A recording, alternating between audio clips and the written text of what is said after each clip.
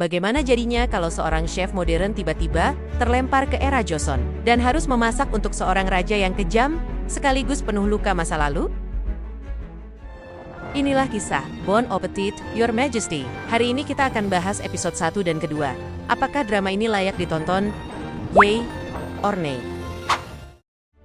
Drama dimulai dengan adegan menegangkan.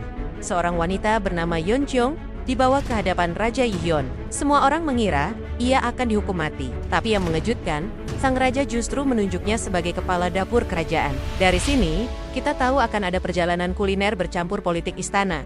Lalu cerita mundur ke tahun 2025. Ji-young adalah koki muda yang sedang ikut kompetisi memasak internasional. Saat kompor rusak di menit-menit terakhir, ia berimprovisasi dengan jerami padi. Hasilnya steak daging rusa khas era Joseon. Hidangan ini membuatnya menang, bahkan membuka jalan ke restoran Michelin bintang 3.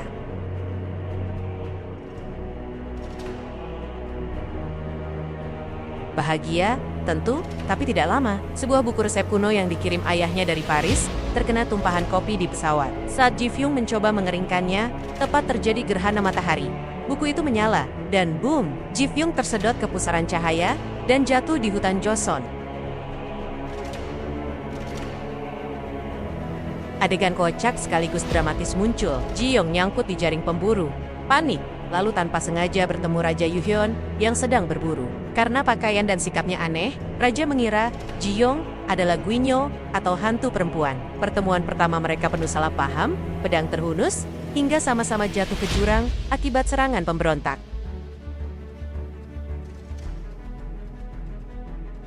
Di tepi sungai, Ji-young mencoba menyelamatkan raja yang terluka. Tapi bukannya berterima kasih, Yihyun tetap curiga dan mengikatnya. Dari sinilah episode pertama banyak diisi pertengkaran kocak, salah paham bahasa, dan tarik ulur antara modern versus Joseon. Sedikit kritik, di bagian ini cukup panjang dan berulang. Adu mulut antara Ji-young dan Yihyun memang lucu di awal, tapi setelah 20 menit lebih terasa repetitif. Untung ada satu adegan menyentuh saat Geong memasak bibimbap dengan gochujang dan mentega yang ia bawa dari masa depan. Rasanya memicu memori masa kecil raja bersama ibunya, hingga ia meneteskan air mata. Adegan ini jadi highlight episode 1.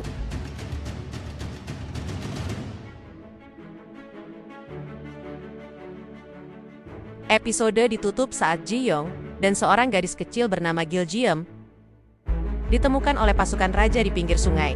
Sebuah akhir yang menyiapkan konflik lebih besar.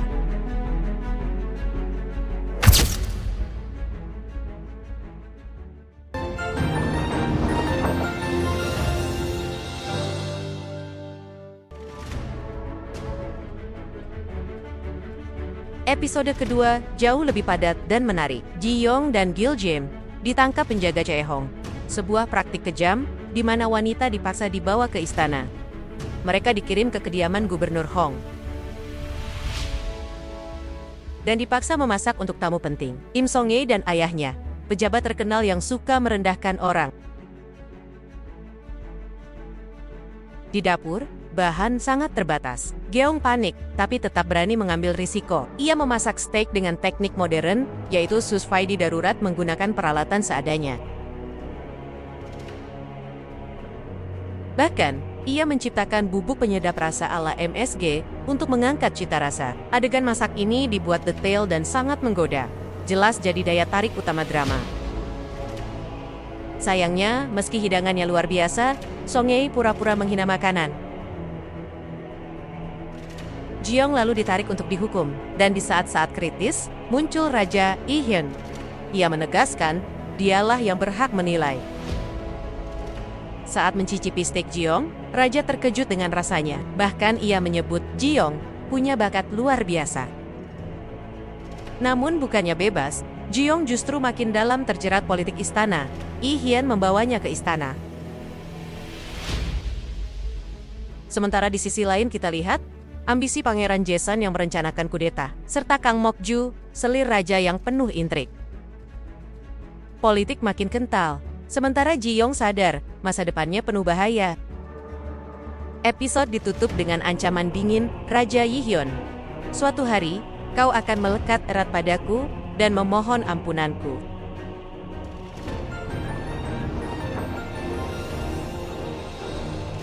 Setelah menonton 2 episode pertama, jawabannya yay, dengan sedikit catatan. Episode 1 mungkin agak berat, karena pacing lambat, tapi episode 2 berhasil menyeimbangkan humor, politik, dan adegan dapur yang seru. Kalau kamu suka drama dengan bumbu time travel, intrik kerajaan, plus visual kuliner menggoda, ini drama wajib dicoba. Tapi, kalau kamu mudah bosan dengan pertengkaran konyol yang berulang, bersabarlah di awal. Karena hadiah sebenarnya baru muncul di episode 2. Jadi, gimana menurut kamu? Bon Appetit Your Majesty itu, yay atau nay?